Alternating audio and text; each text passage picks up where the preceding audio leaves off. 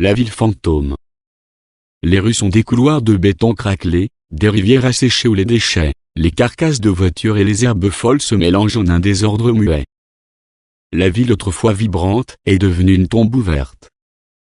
Des bâtiments aux fenêtres béantes, noirs comme des orbites vides, surveillent de leur hauteur désintégrée l'homme qui avance seul. Ses pas résonnent faiblement, absorbés par l'immensité du silence. C'est un son creux, morne, comme le tic-tac d'une horloge, qui aurait perdu son sens. Le ciel est couvert d'un voile grisâtre, une sorte de brume éternelle qui écrase la lumière du soleil. La ville semble avoir été figée dans une crépuscule perpétuelle, un entre-deux sans fin entre le jour et la nuit. Il y a longtemps que le protagoniste a cessé de se demander ce qui s'est passé ici. Peu importe si c'était une guerre, une catastrophe naturelle, ou simplement le temps qui a repris ses droits.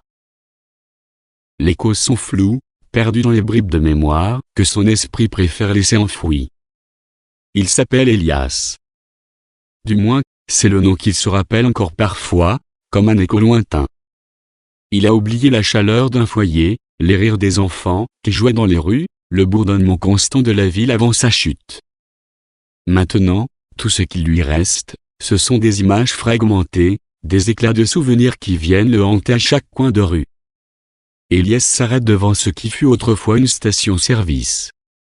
Les pompes sont renversées, éventrées, déversant leurs entrailles métalliques sur le sol.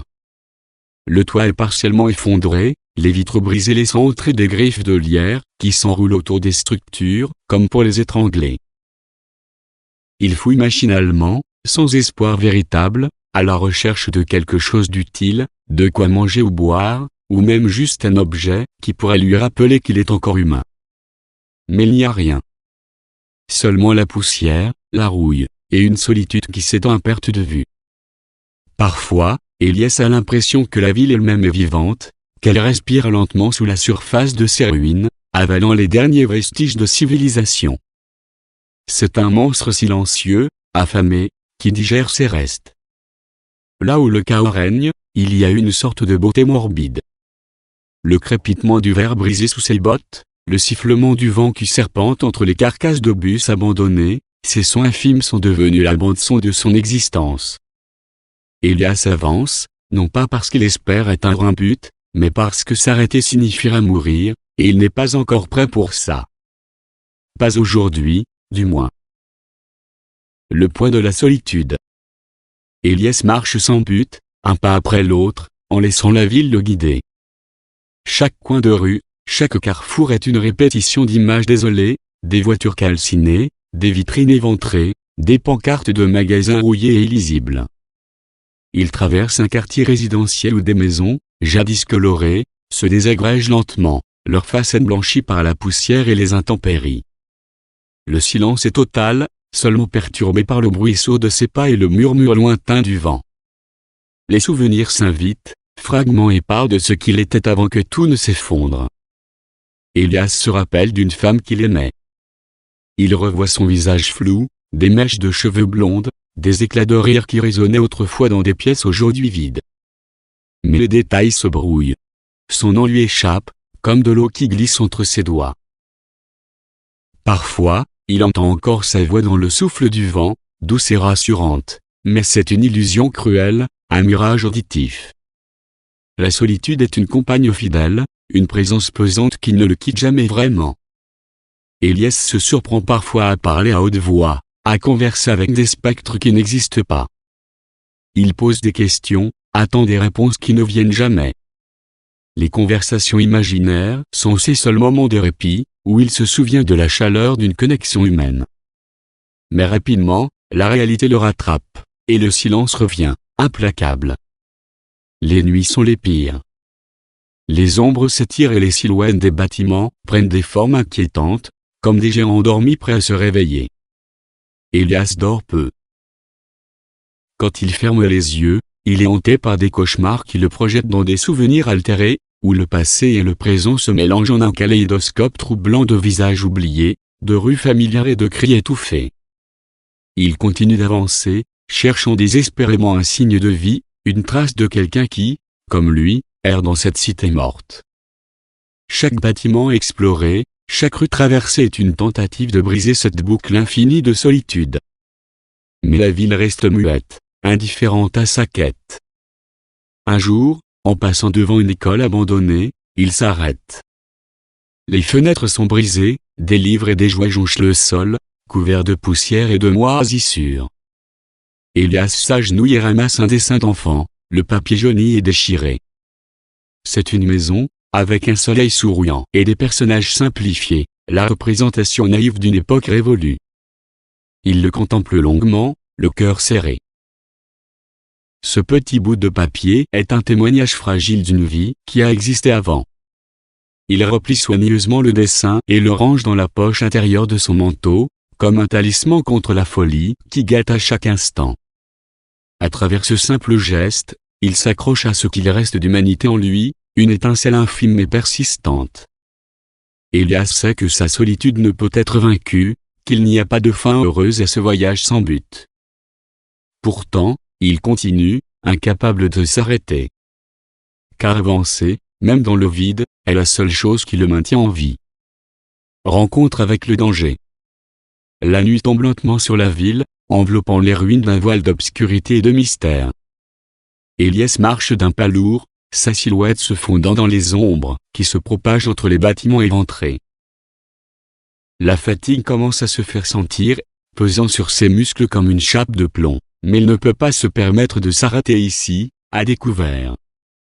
Il aperçoit un vieil immeuble, autrefois un centre commercial, dont la façade est criblée de fissures. Les lettres de néon sont éteintes, pendues de travers, laissant deviner le nom d'une marque devenue insignifiante. Elias s'approche prudemment, ses sens sont alertes. L'obscurité rend chaque mouvement incertain, chaque ombre potentiellement menaçante. Il entre par une ouverture béante, autrefois une porte coulissante qui ne coulisse plus depuis longtemps. À l'intérieur, l'air est lourd, imprégné de poussière et de moisissures. Des rayons métalliques effondrés jonchent le sol, couverts de débris et de restes oubliés. Elias avance, éclairant son chemin avec une lampe de poche vacillante.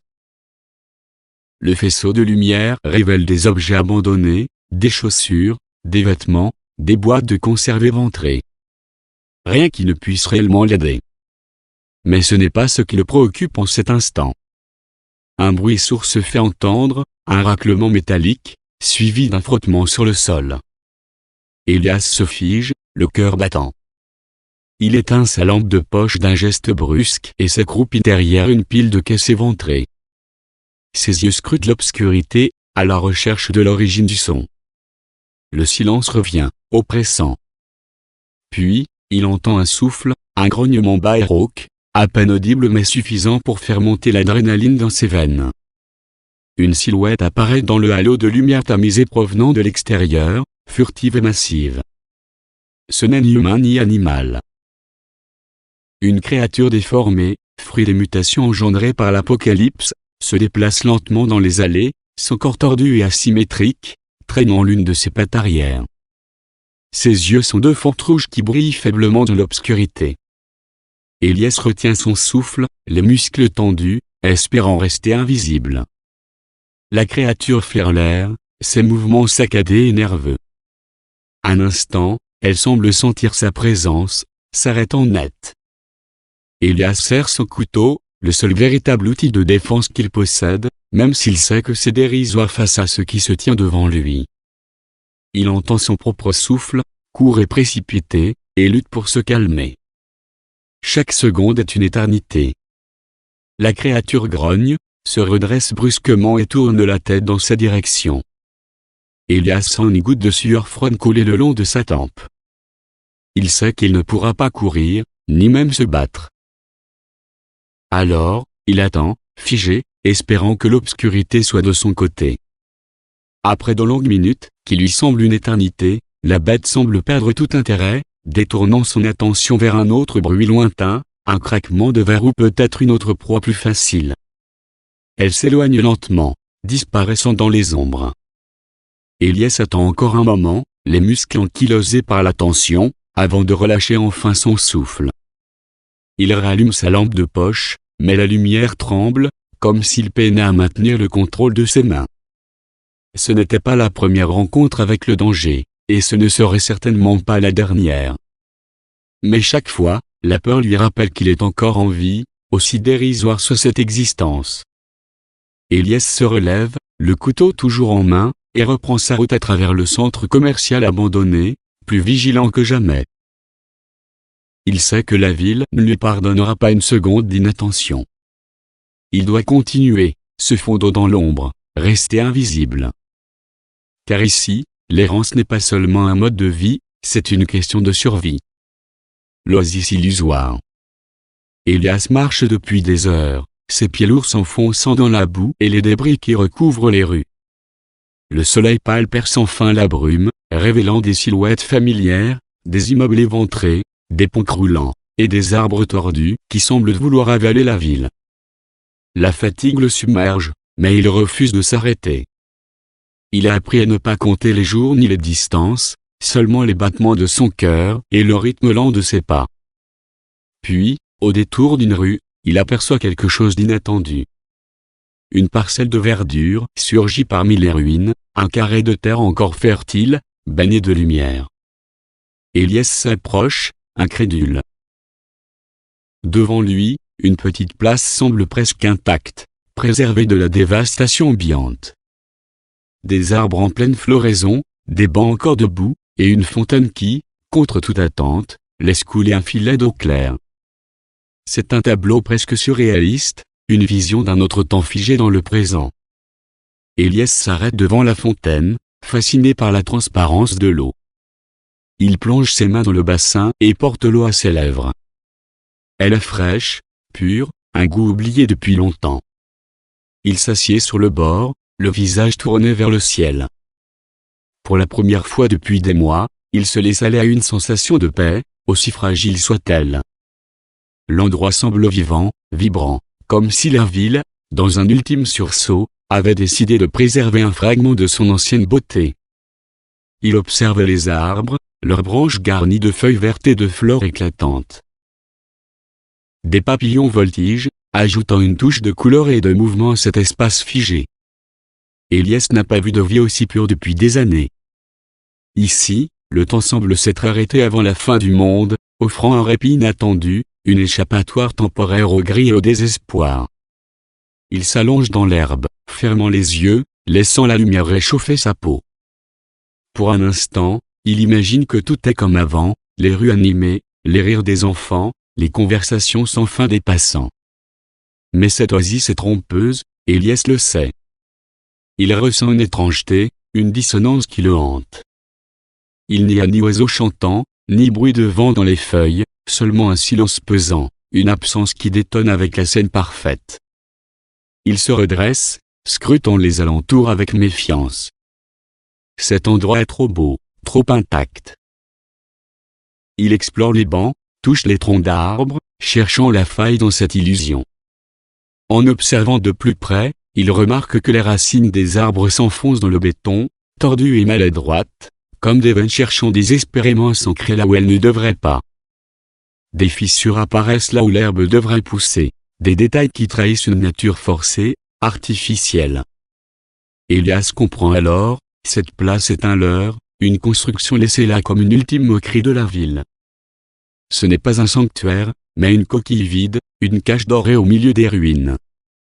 Un piège pour l'esprit, destiné à offrir une lueur d'espoir avant de la briser. Elias s'éloigne de la fontaine, le cœur lourd. Il a failli y croire, à ce bref instant de normalité. Mais il sait que dans cette ville, tout ce qui brille n'est que mensonge. Il reprend son chemin, sans se retourner. L'oasis disparaît derrière lui, avalé par l'ombre des immeubles.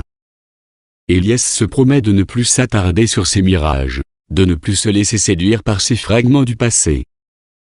L'errance est ça sans les réalités, et il ne peut se permettre de s'attacher à des souvenirs faussés. Il avance à nouveau, un peu plus vide, mais toujours debout. La fin du chemin. Elias avance, mais chaque pas lui coûte plus cher. La fatigue est un fardeau insidieux, qui pèse sur ses épaules et ronge sa volonté. Le soleil a disparu à l'horizon, emportant avec lui la maigre chaleur de la journée. Désormais, l'obscurité engloutit la ville, transformant chaque rue en un dédale d'ombres menaçantes. Il sait qu'il ne peut pas continuer indéfiniment. Son corps est à bout, tout comme son esprit. Il finit par trouver refuge dans un vieil immeuble de bureaux, une tour désaffectée dont les vitres explosées les centrent le vent glacial. À l'intérieur, tout est gris et décomposé. Les couloirs sont jonchés de papiers volants, de bureaux renversés, et de chaises rouillées. Elias grimpe les étages, attiré par la promesse de hauteur, d'un point de vue sur ce qu'il reste de la ville. Il monte, une marche après l'autre, jusqu'à ce que ses jambes tremblent et que son souffle se fasse rauque. Enfin, il atteint le toit. De là, il aperçoit la cité en ruine qui s'étend à perte de vue, un paysage chaotique de béton et de métal, rongé par le temps et la nature. Les quelques lumières vacillantes des incendies lointains trahissent la présence de survivants, d'autres âmes égarées qui errent dans cet enfer urbain. Mais Elias sait qu'il ne les rencontrera pas. La survie est une lutte solitaire, et il n'y a plus de place pour la confiance dans ce monde brisé. Il s'assoit au bord du toit, les pieds dans le vide. Le vent souffle fort, agitant ses cheveux et fouettant son visage. En bas, la rue est déserte, une longue cicatrice de bitume fendu et de véhicules abandonnés. Elias sort de sa poche le dessin d'enfant trouvé plus tôt. Il le contemple longuement, les traits simples de la maison, le soleil souriant et les personnages au visage rond. Un souvenir d'une vie innocente qui n'existe plus. Elias sait qu'il n'y a pas de fin à son errance. Il ne cherche plus à fuir, ni même à trouver un but. La ville est une boucle infinie, un labyrinthe sans sortie où chaque jour ressemble au précédent. Peut-être qu'il continuera à marcher jusqu'à ce que ses jambes ne le portent plus, jusqu'à ce que le froid, la faim ou une créature l'achève. Ou peut-être qu'il finira par s'éteindre doucement, comme une bougie qu'on oublie de souffler. Il ferme les yeux, sentant le vertige du vide sous ses pieds. Un instant, il pensait se laisser tomber, à abréger cette errance insensée. Mais quelque chose le retient, une force intérieure qu'il ne s'explique pas. C'est la volonté de vivre, ou peut-être simplement la peur du néant. Il ne sait plus vraiment. Tout ce qu'il sait, c'est qu'il n'est pas encore prêt à abandonner, pas ce soir. Elias se redresse et se tourne vers l'escalier. Il range le dessin précieusement dans sa poche, comme une promesse faite à personne. Il jette un dernier regard sur la ville endormie, puis disparaît dans les entrailles de l'immeuble. Il ne sait pas où il ira demain, ni ce qu'il trouvera au bout de la prochaine rue. Mais il continue, car tant qu'il avance, il reste un homme, et c'est tout ce qui compte. La ville, impassible, le regarde disparaître. L'errance continue, sans fin, mais Elias marche toujours. Et tant qu'il marche, il est vivant.